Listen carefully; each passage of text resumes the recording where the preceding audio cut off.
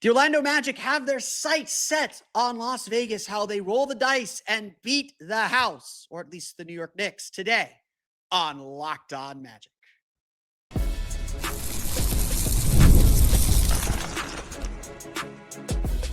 You are Locked On Magic, your daily Orlando Magic podcast, part of the Locked On Podcast Network, your team every day. And you are indeed Locked On Magic. Today is December 10th. It will be December 11th, 2025. My name is Philip Rossman-Reich. I'm the senior writer over at OrlandoMagicDaily.com, credentialed member of the Orlando Magic media since the 2012 season. On today's episode of Locked On Magic, we are joined by Gavin Schall, our good friend of Locked On Knicks, to break down everything you need to know ahead of Saturday's game between the Orlando Magic and the New York Knicks as the Magic prepare to head to Las Vegas for the NBA Cup semifinals. Really exciting stuff coming down the pike. We're excited to get this thing going. We'll get to that coming up here in just a moment. But first, we want to thank you again for making Locked On Magic part of your day every day. No matter when you listen to us, whether it's first thing in the morning, whether it's right we upload, we truly appreciate you making Locked On Magic part of your day every day. You can make Locked On Magic even bigger part of your day by being one of our everydayers, one of our Orlando Magic dailies. That means you're listening every single day. That means 5 days a week. On the weekends, we do weekend episodes. That means you are part of our community, part of our more than 5,000 subscribers on YouTube, part of your everyday rotation, your first listen of the day, part of our everydayer club. We want to thank you again for making Locked On Magic such a great community. And thank you for helping make the Locked On Podcast Network the #1 sports podcast network. It's your team every day. Today's episode of Locked On Magic is brought to you by Game Time. Download the Game Time app, create an account, and use code LOCKEDONNBA for $20 off your first purchase. The Orlando Magic had the day off Wednesday. Very much deserved after a big win over the Miami Heat on Tuesday to advance to the NBA Cup semifinals. So we are going to dive headfirst into that game. We're going straight into it today. We're going to talk with Gavin Schall of Locked On Knicks to get you ready for Saturday's big game. Here we go. Magic versus Knicks.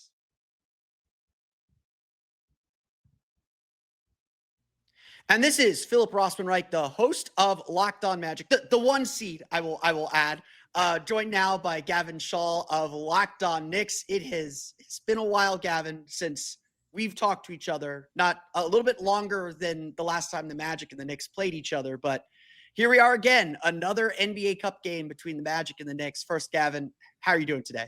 I'm doing good. I am tired of facing the Orlando Magic, though. We've talked about it on off over the years. Grueling experience. I think I obviously a little more so on the players than on us, but I feel the exhaustion through the television. So I'm glad our long journey together is almost over, at least until the playoffs, maybe. Yeah, I mean, the sad part is, like, after Saturday, the Magic and the Knicks will not see each other until a hypothetical Eastern Conference Finals series, because clearly these are the two best teams in the Eastern Conference. The NBA Cup says so, that these are the best teams in the Eastern Conference. So, well, it's always fun when the Magic and Knicks get together, not for any specific reason. Desmond Bane always has a good time when the Magic and Knicks get together. But we'll dive into that and dive into the specifics of this matchup. But let's reintroduce everyone to these teams, since we haven't had the chance to talk about where these teams stand. And obviously they faced each other plenty of times, so we'll reference those games. But I want to start here just kind of getting back to kind of the source of things. Mm-hmm. We talked a little bit in the offseason when we spoke about how Mike Brown might change the Knicks a little bit. We're 25 games, or you guys are 24 games, the Magic are 25 games into the season, more than a quarter of the way through the season. What is the biggest difference between a Mike Brown coach team and a Tom Thibodeau coach team, and how has that affected the Knicks so far this year? Yeah, if I were to sum it up in one stat, I've said this one a million times, so Knicks fans listening, take your shot. They had the most used lineup in the NBA last year by 500 possessions. I just looked because I anticipated this question.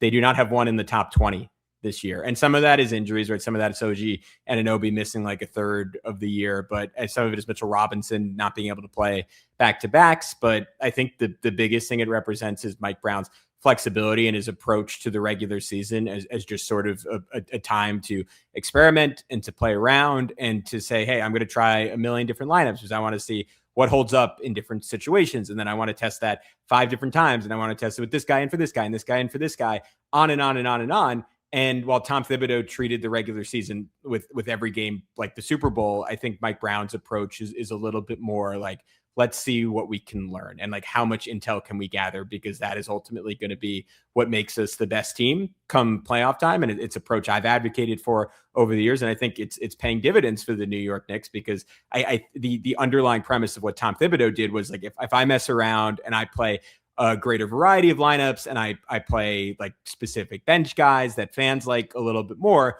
we are simply not going to win basketball games, or we're going to win on really tight margins. And Mike Brown's been able to do this while the Knicks are 3rd in net rating, 2nd in the NBA in offense, 13th in defense, according to Cleaning the Glass, which cuts out garbage time. It's worth noting the Knicks have played the 5th easiest schedule in the NBA so far. So I take those stats with a small grain of salt. And my biggest piece of excitement for the in-season tournament is the idea that would get tested a little bit more. Obviously that's hurt by like they missed RJ Barrett and Emmanuel Quickley last night, though they'll obviously miss Franz on Orlando. Hopefully, like if they do get by Orlando, they get the Thunder, and we do get to see how they hold up against far and away the best team in the NBA. But the Knicks have leaned into a little bit more movement offensively, a little bit more variety than like the Brunson ISO ball that kind of dominated the team's identity in years past. And now, instead of being like the default option, like I'll quote my co-host XJ, like that is an incredible plan B or C that the Knicks have on any given night. Yeah, and obviously Brunson had the crazy good game on Tuesday night in the NBA in the quarterfinal against the Raptors, and it's always good to have that in your back pocket. Like let's not, the Magic are, I think, going through something similar where they're trying to introduce a little bit more movement, a little bit more ball movement into their offense. Certainly a lot more pace and getting up down the court quicker, but you still want to be able to give the ball to your best player. You're still going to need, especially in the playoffs, to give the ball to your best player and have him create. And obviously it's still December. The Knicks, I think, are 2nd or 3rd in the East.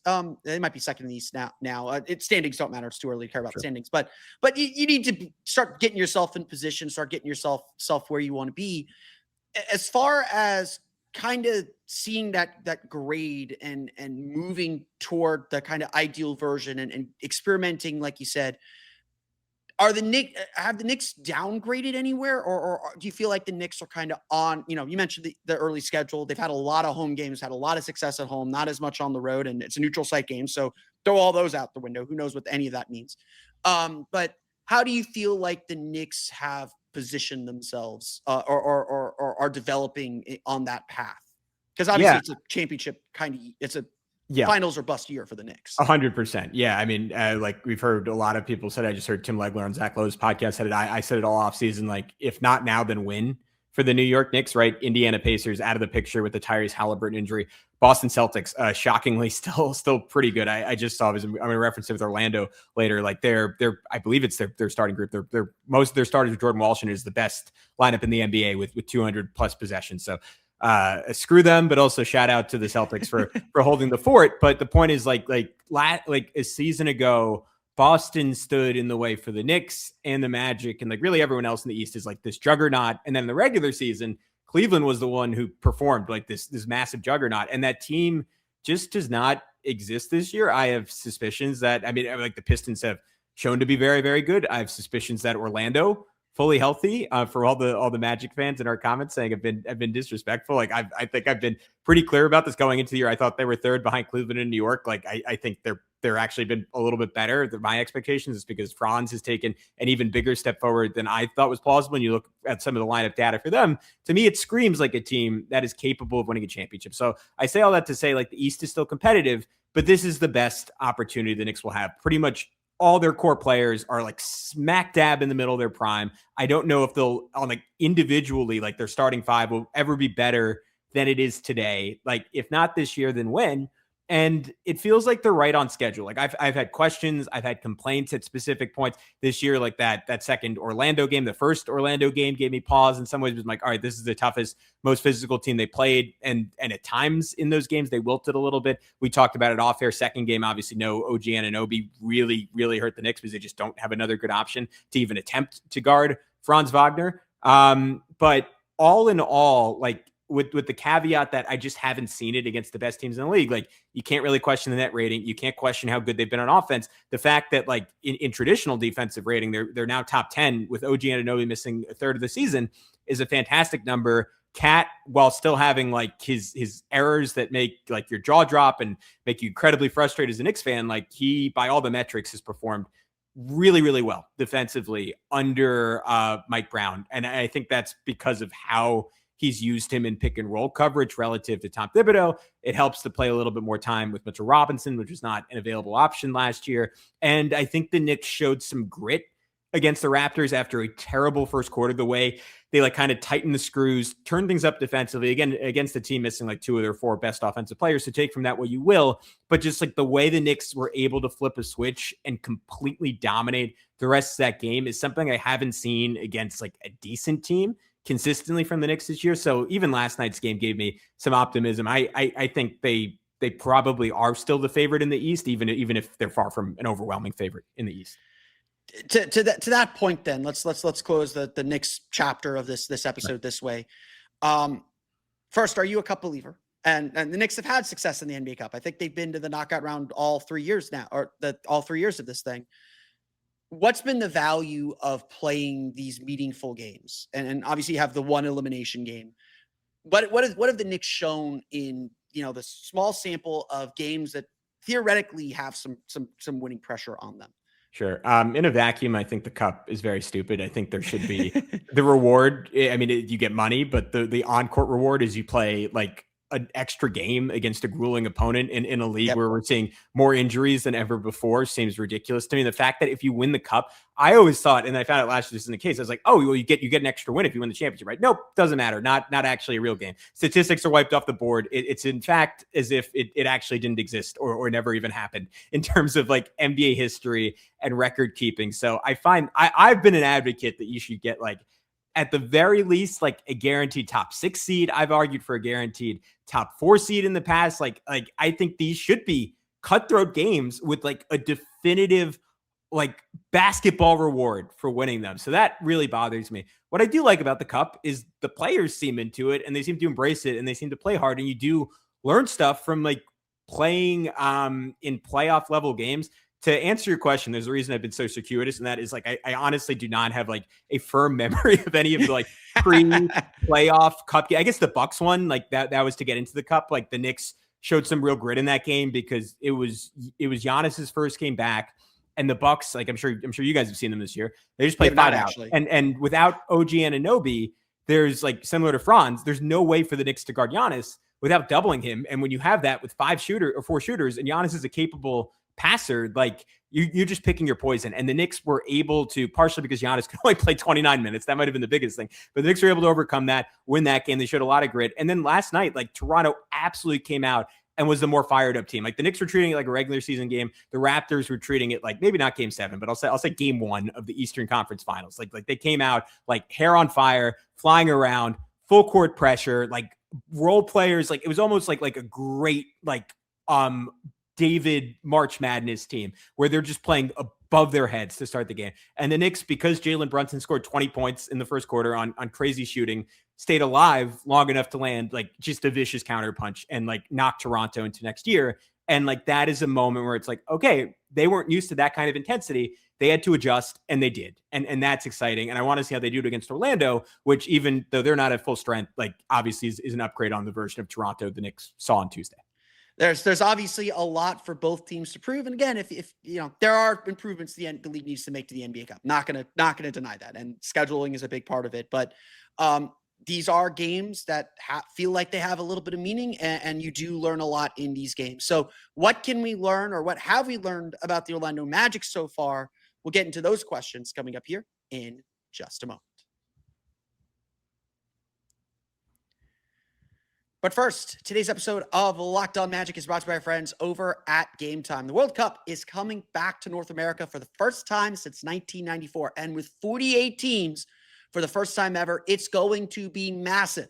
But let's be honest, getting tickets is usually the hardest part. That's why the Game Time app is clutch, finally giving fans a real advantage when it comes to snagging seats. With Game Time, you can track price drops in real time, get alerts when great seats open, and buy tickets the moment they hit the app. It puts the power back in your hands and makes going to the World Cup realistic instead of impossible. All you have to do is pull up the app, and the layout makes it so simple to scroll through matchups and compare seat views. You can even get the digital seat view feature, which is a true game changer because you can literally see what the pitch looks like from your exact seat before you buy. And with Game Time, you not only get World Cup tickets, you can find basketball games if you're trying to go to the Garden to see the Knicks, or to the Kia Center to see the Magic, or out to Vegas to see the NBA Cup games. They're all there, plus shows, concerts, and so much more. Take the guesswork out of buying World Cup tickets and every match, concert, or event with Game Time. Download the Game Time app, create an account, and use code LOCKEDONNBA for $20 off your first purchase. Terms apply. Again, download the app, make an account, and use code LOCKEDONNBA for $20 off. Swipe, tap, ticket, go. Game Time. And we also want to tell you about our good friends over at Quo. New year, new systems. And this is a time when a lot of us look at the messier parts of running a business and think, there just has to be a better way. And there is. Today's episode is brought to you by Quo, spelled Q-U-O, the smarter way to run your business communications. If you're ready to make your workday smoother and keep customers connected without all the headaches, Quo makes upgrading your setup easier than ever. A streamlined system makes such a big difference when communicating with customers. Having calls, text, and voicemails in one clean view keeps everything organized and helps you stay responsive. Being able to share one number makes it so much easier to make sure nothing gets missed. The AI summaries and call logging can feel like having an assistant keeping track of every detail. It's surprisingly easy. You can work from your phone or computer, keep your existing number, and add teammates in minutes. So make this the year where no missed opportunity and no customer slips away. Try Quo for free, plus get 20% off your first 6 months when you go to quo.com/LockedOnNBA. That's QUO.com/LockedOnNBA. Quo, no missed calls, no missed customers. This is once again Philip Rossman-Wright, the host of Locked On Magic, joined by Gavin Schall, the host of Locked On Knicks. We want to thank you for making Locked On Magic or Locked On Knicks, whichever one it is, your first listen of the day. And thank you for helping make the Locked On Podcast Network the #1 sports podcast network. Now, you already live your team every day, so take it up a level and go ad-free. Join the Everydayer Club to get Locked On Knicks or Locked On Magic with no interruptions, members-only Discord access, and more, all for just $5 a month or for $50 a year. Go to lockedonmagic.supercast.com or lockedonKnicks.supercast.com or check the link in the show notes to learn more. Gavin, we'll get into a little bit more about the matchup between the Magic and the Knicks, but we've already seen each other a whole lot this year. And so it feels like we know a lot about each other already. And you mentioned that the physicality that the Magic bring to the game. So let's start the Magic side of this conversation here. Why does the Magic's physicality bother the Knicks so much? Or what do the Magic do besides pegging OG Anunoby with the basketball? What do they do that just seems to get under the Knicks' skin or throw them off their game a little bit? Yeah, I think it takes them out of their flow a little bit. And I'm curious, like when I sit and look back at the end of the year, I'm going to say, what type of offense did Mike Brown ultimately run? Because early in the year, like it was clear he had principles that he wanted to bring over from Sacramento. And his big emphasis was like, we got to play faster. And I think the Knicks are 16th in the NBA in fast break points this year after being 17th last year. So not a huge difference there. Again, they've missed their best transition scorer in OG Anunoby for a good chunk of the season. So along with Josh Hart. So maybe that sneaks up over time. But the Knicks, like even when they haven't played, elite defenses have gone away from that. There have been games and there have been stretches where they've leaned like very far into like the Brunson of it all. And they opened yesterday's game just straight up matchup hunting with him. And it was kind of a playoff like approach from the New York Knicks. And they said, what's the cleanest path to score A to B? It's Jakob Poeltl on Jalen Brunson. Great.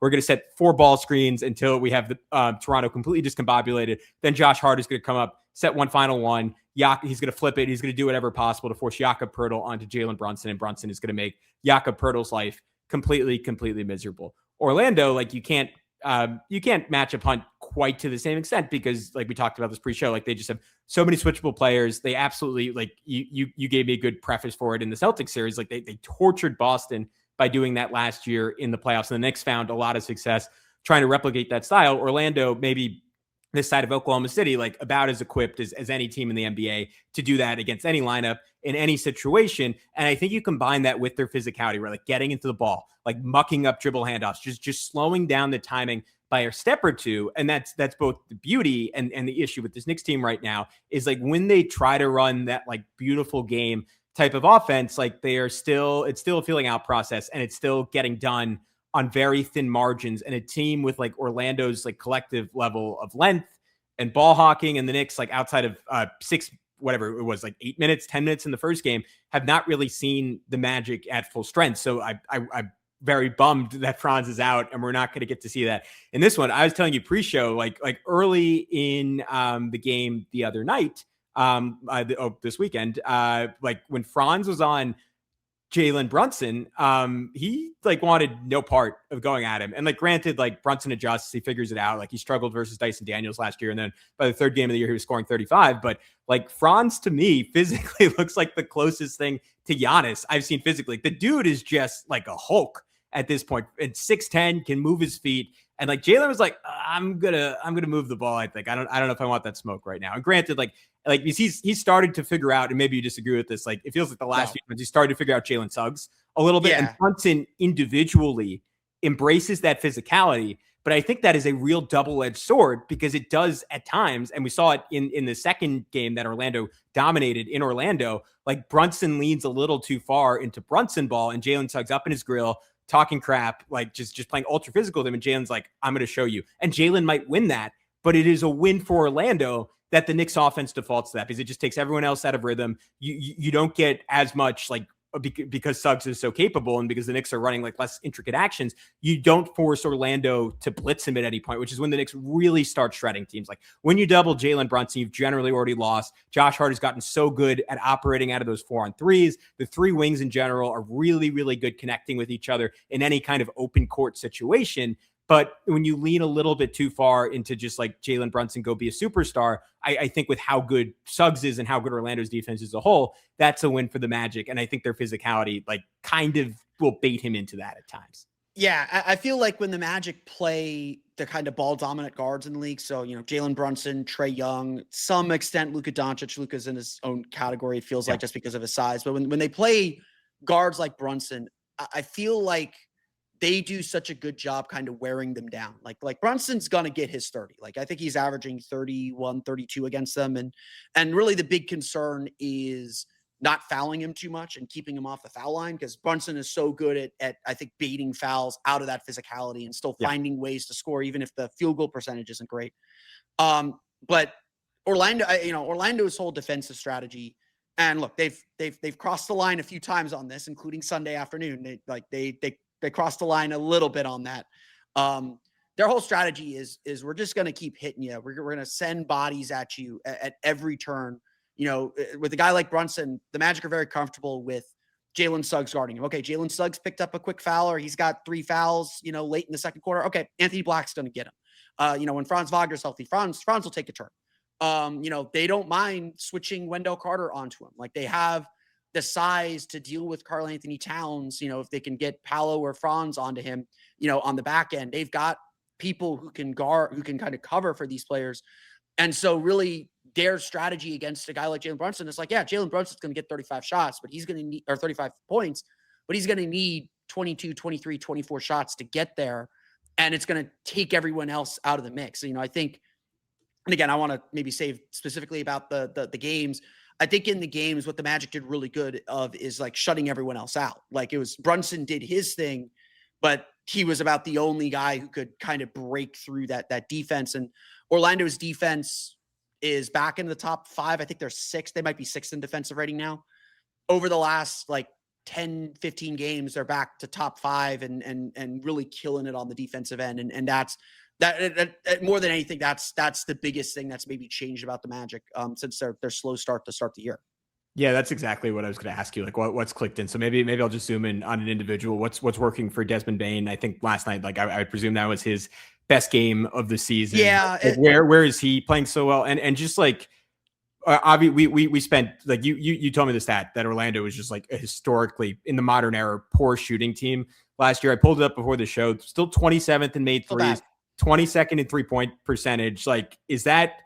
I mean, but they're good. They're really like when their starters play, like they're plus 20 with their starting lineup this year. Like, is that an issue? Can they win a championship? Can they win the Eastern Conference that way? Yeah, it's definitely a big question because it's less about the 3-pointers made. They've kind of gone back to what they were in 2024. And in 2024, they were 29th or 30th in 3-point field goal attempts per game. Mm-hmm. And so entering last season, you know, it was just like, go get a shooter like Kentavious Caldwell-Pope who's going to take 5 or 6 threes a game, you hope, and just increase the volume. Just give yourself a few more bites at that apple. And Orlando's kind of reverted back to, we're only going to take 32 threes a game. You know, one of the reasons I think New York was able to win on Sunday was the Magic took 42 threes. That was a season high. Like they don't take a ton of threes. And so, you know, obviously if you're taking more threes, you're in the paint a little bit less. And you know, the paint points were roughly even. I think New York ended up winning that in that game on Sunday. But this is a team that's still trying to figure out how to generate more 3-pointers. And a lot of that is, how do you get Desmond Bane more shots? You know, one of the things that was so successful about Desmond Bane and why, like, I agree with you. I think Tuesday was his best game in a Magic uniform, even though it was his third time scoring 37 points in the game this season, and really third time scoring 37 points in the last 2 weeks. Wow. Why that game was so successful was Desmond Bane went 6 for 9 from 3. It was like, finally, we got like the big Desmond Bane 3-point shooting game. That is like, this is why you go get a guy like Desmond Bane, is he'll just go on a heater sometimes and you win that game. And in a single elimination game, obviously that's almost enough. In a playoff series, that's what wins you a game 5 or wins you a game 2 to make it 2-0 instead of 1-1. It's, you know, you need that spark from somebody. I think a lot of the reason Bane has started to kind of pick up a rhythm is 2 things. First, he's just getting more comfortable with the team and what they're asking of him. And it's a different offense than Memphis. It's, you know, different players. Like, you know, I know Kevin Pelton had that big thing on ESPN where they talk about how much of a struggle it is for new players to find. Like, Knicks fans went through it with Karl-Anthony Towns for a little bit last year, I'm sure. Where it's just like you have to get comfortable in your surroundings, get comfortable with your teammates. And it's not just a season-long process. It's a year-over-year process. Like, I would expect the Knicks to be better this year in the second year of Karl-Anthony Towns than they were in the first year, because they just have a better understanding of how to play together. And obviously last year they didn't have a training camp because they made the trade a week before the season started. Yeah, I mean, Mikhail was new too, so it was exactly like 2 parts, but yeah. Exactly. So it's a year-over-year process. So, you know, Bane's on a 4-year deal. The Magic have really their 4 main guys under contract for the next 4 years. Like, there is a rush because there's always a rush, but they got time to figure all this out.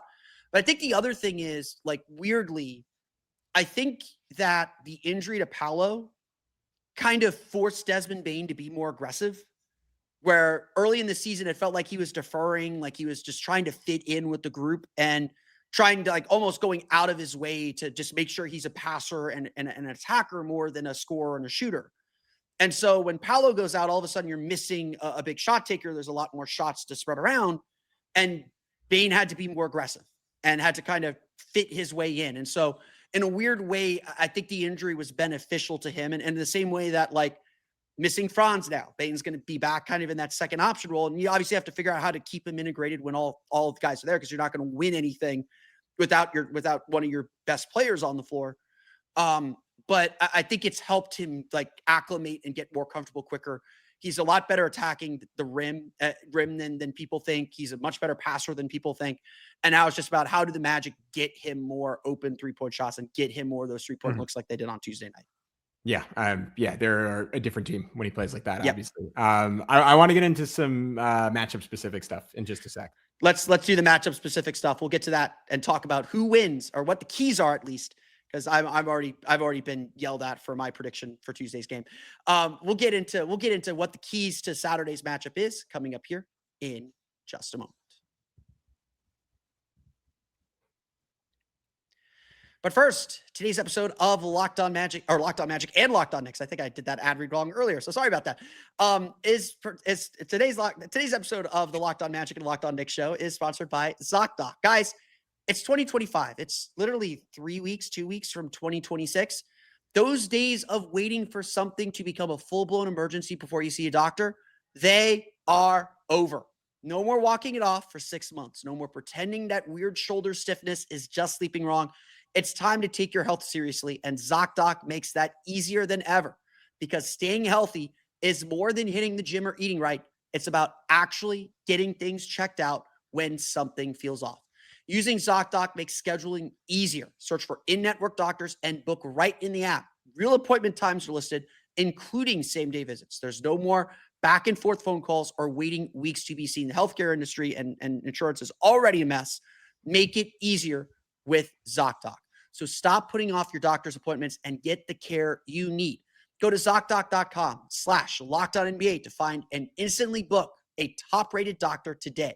That's ZocDoc, Z-O-C, or Z-O-C for our Canadian friends, DOC.com/LockedOnNBA. ZocDoc.com/LockedOnNBA.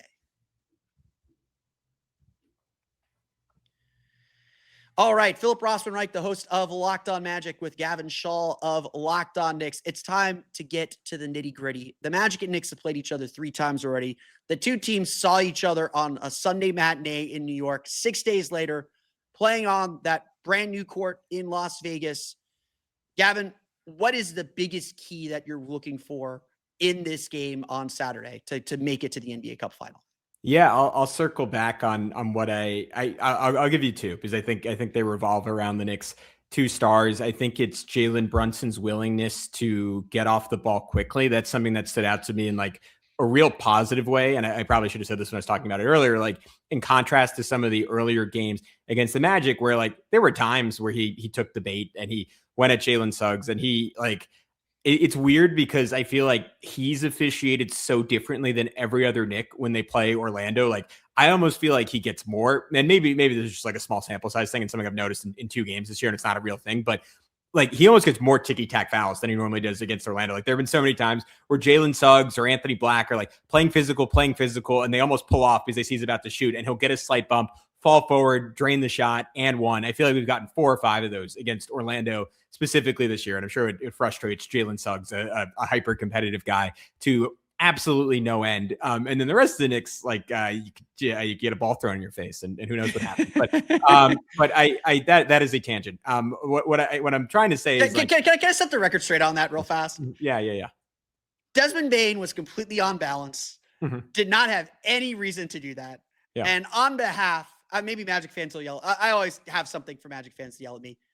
I apologize. They're not going to be happy with this. They're going to say like Ariel Hukporti should be in court right now for what happened with Franz. Hukporti didn't. I don't think Hukporti did anything wrong either on that play. No, I don't. But he was broken up, I think. With yeah, he's German. Like he didn't. That's a teammate of his. I think they played youth basketball together. But like Desmond Bane, and credit to OG Anunoby for laughing at it, just like Onyeka Okongwu did when Desmond Bane sort of did that, less egregiously did that to him a few weeks ago. There's a little bit of spice with these two teams. Like it's like the Magic like to pick up rivalries. They like to get under people's skin. Like there's no doubt they are a bunch of talkers. There's a lot of talking. Desmond Bane is probably right behind Jalen Suggs as far as guys who are chatting during games. But yeah, that was a $35,000 fine. That was egregious. So continue. Sure. Yeah. I saw a whole mixtape of Bane. Like I just texted my friend. I was like, that's weird. I feel like Bane's a good guy. And then I saw like a 3-minute highlight video of him just picking fights. And I was like, wow, Orlando, they found, and I don't say this in a bad way. It is a valuable skill come playoff time to be able to get under your opponent's skin. Like they found another just pest out there. Yes. But anyway, real quick, Jalen's proactive passing is the biggest thing. Like when he sees, because Orlando, like it is not going to be as blatant as like a double team at half court. Like it is going to be a subtle lean towards gap help from the opposite elbow, and Jalen's ability to recognize that instantaneously and get off the ball quickly at various times this year has dictated the Knicks' offensive success. And in that third game, like you saw him over and over and over again. Like there was a play where OG Anunoby got an offensive rebound and like shuffled it to Jalen. That's normally great. Time for Jalen to cook. Free possession, right? Like Aaron Rodgers. You see the defense offsides, chuck it 40 yards down the field. Instead, he sees OG still has Goga on him, whips it back to him, and OG goes at it. Like Deuce threw him the ball. And he said, no, you have Wendell Carter at him. Like, go at him. And Deuce, it was actually a really tough shot. He ended up like making a long jumper. But when he like tries to like spread that confidence around and empowers his teammates, things generally go pretty well for the Knicks. I also just want to see Karl Anthony Towns' composure in this game. Because in that second game, I thought that was like a real low point in terms of the Magic's ability to get in his head. He obviously, the Knicks didn't really miss him, but he didn't play in that third game. He was fantastic. I thought the game against the Raptors, specifically on the defensive side of the ball, but just in terms of his overall physicality, was really good. Didn't take the bait too often. 2 stupid fouls early, and then I'm not sure if he had another meaningful one while the game was still close. Like, if Cat can keep his head, because if Orlando is going to provoke, like, he is the obvious target, and he's going to have to keep his head now and in the playoffs for the Knicks to win big time games. So I'm looking out for that. But same question to you. What are you looking for on the Orlando side? Yeah, I've got 2 things. The first one is the most obvious thing is Orlando's got to make shots. You mentioned they're 22nd now in 3-point field goal percentage. They were 27th entering the game on Tuesday. They went 15 for 33, I think, or 15 for 32 from 3 against the Heat. The Heat only made 8. You win the 3-point battle by 7. That's or 7 or 8. That's not going to happen very often for Orlando. Like I mentioned, against the Knicks on Sunday, if you didn't watch any part of that game and you only looked at the official box score, you'd see, New York lost second chance points by 1. They, points in the paint were roughly even. Free throws were roughly even. Field goal attempts, I think the Knicks made 2 more field goals. The biggest difference in that game, just looking at the box score, is the Knicks made their threes. They shot mid 30s, maybe percent. Orlando was 8 for 42. Yeah. It's still the big problem for the Magic in any game of any meaning is they have to be at least competitive in the 3-point math. And look, their 3-point defense is really, really good, but there's going to come a time in every big game where they're going to have to make a 3-point shot. Open, contested, whatever, they're going to have to make a 3-point shot. And so it's so simplistic to say that the game's going to come down to who makes shots, but the game's going to come down to who makes shots. Again, I was yelled at. I picked the Heat to beat the Magic on my crossover pod there. And I said, like, right now, I just don't have a lot of faith in the Magic making shots. And that's going to be what determines the game. And like, you can live if you lose because of making or missing shots. That's why I think at the end, no one was so upset about the loss on Sunday. 6-point loss on the road to New York, not the end of the world. Is the margin should have probably been wider than that. Felt like the Magic were like in a daze a little bit after the Franz Wagner injury, which is understandable. But it just felt like every time the Magic were cutting into that lead against the Knicks, they'd have this big 3-point opportunity, open, semi-contested, whatever, and they would just miss it. And you could just kind of feel the air rushing out of the balloon. So especially if you're having to come from behind, you got to make some shots. The other thing that I'm really watching for is offensive rebound. The Knicks are obviously a fantastic offensive rebounding team. And one of the advantages the Magic have over most teams is their second chance points. I think Orlando is second or third, the top 5 in the league in second chance points per game. They get a lot of offensive rebounds. They're not a great shooting team, but they'll clean up their misses. They're right there with the Knicks. The Knicks, I think, are first in offensive rebound rate, but the Magic are not too far behind them. So being able to control the glass on both ends, not giving up those second chance opportunities, getting some on your own, it's those hidden possessions. It's those extra possessions, those extra bites at the apple. That to me is going to be really, really key in this game for Orlando. And again, it goes back to all the same things. It's who's hitting the hardest, who's, got the physicality to have the will to go get the ball. It's finding those hidden possessions, because I don't think there's a lot separating these teams still. Yeah, I think I'll push back on that. I think without Franz, there is a gap. I think with Franz, I would agree with you. Like I put Orlando again, like Oklahoma City's in their own category. Denver's probably in their own category after that. Rockets, Knicks, Magic, Pistons. If we see last year's Cavs at any point, or maybe up next in some amalgamation, I do think the Knicks are built to guard Orlando pretty well without Franz. And I do think I know you would agree with this, like not having Franz does make it, it's just like a little, like when there's just that many limbs in the way, it does expose the Knicks' biggest weakness on offense, which is just, they don't have a lot of ball handling outside of Jalen Brunson. Like Jordan Clarkson is really the main other guy in the half court you're going to see who can, like, to some extent, consistently break down a defense, consistently get to his own shot off the dribble. Like I loved in that third game, Mikal a couple times saw Desmond Bane on him, and he was like, he's a good defender. He's stronger than me, but I'm longer than him. And if I can get a step and just like kind of wrap my arm around him going to the basket, something good can happen. Cat is just so up and down. Like, and even when he doesn't shoot well, he still has a good impact. But like, I'm curious to see what it looks like on offensively. I do think there's a gap between these two teams that it doesn't mean anything in a one game setting though. Like Orlando, Franz, they could muck it up. The Knicks could shoot poorly. They could bully the Knicks on the glass. Cat could do 3 dumb things, and the Knicks could very easily lose this game. So I'm not in any way saying that in the sense of like, yeah, the Knicks are definitely going to win. I do think they're the favorite going in. That might not mean anything. Yeah, though. and I think to that point, like I think entering this game, we know what the Knicks are going to give us. I know, like, yeah, the Magic they may not score 120 points per 100 possessions like their averages because they're playing the Magic. They might be down to 110, 112, somewhere in that range, which is I think where they're about in the 3 games. The Magic are the team that could vary wildly, and I do agree to that point. Like the Knicks, the reason why the Knicks are the favorite in this game, the favorite to win the East, or the favorite to finish ahead of the Magic in the East, is because you know what you're getting from every Knicks player every night, essentially. Like Brunson's going to get us, roughly, on average, like one game things can happen. But like right now with the Magic, like Desmond Bane had 37 on Tuesday. He had less than 10 and shot 2 for 12 or something in Sunday's game against the Knicks. Mm-hmm. Anthony Black could have a 20-point game and be this game-changing player, or he could, take a lot of threes. He could end up like 1 for 5 from 3 and 6 for 16, overall, or, that's probably too many shots, but 2 for 12 overall, or 3 for 8, or 3 for 10 or whatever. And that guts a little bit of the Magic's offense. And then honestly, like a lot of it still comes down to, is Paolo Banchero healthy enough? Is Paolo Banchero finding his rhythm now? He played 32 minutes on Tuesday. He played about 25 on Sunday.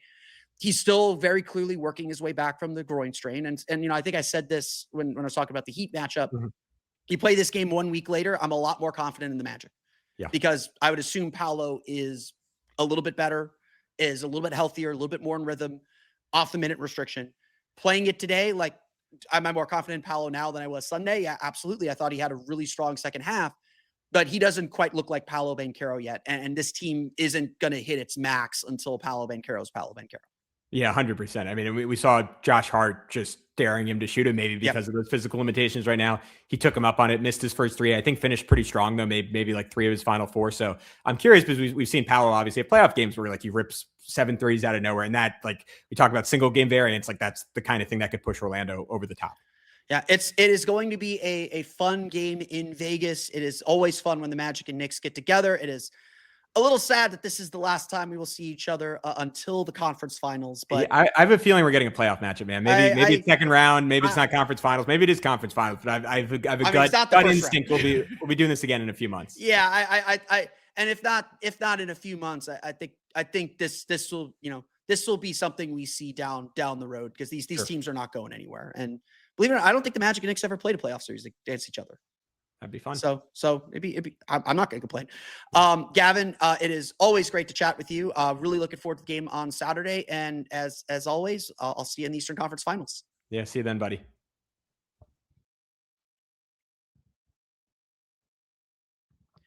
I want to thank Gavin once again for hopping on the show. We've done a lot of these Magic Knicks crossovers over the years. Gavin's fantastic job covering the New York Knicks. And like I said, we are probably going to see Gavin a few more times this year, even though the Magic and Knicks aren't scheduled to play again this season, at least on the schedule. They're not. We'll see what happens on Saturday, of course, and we'll see what happens later on down the road.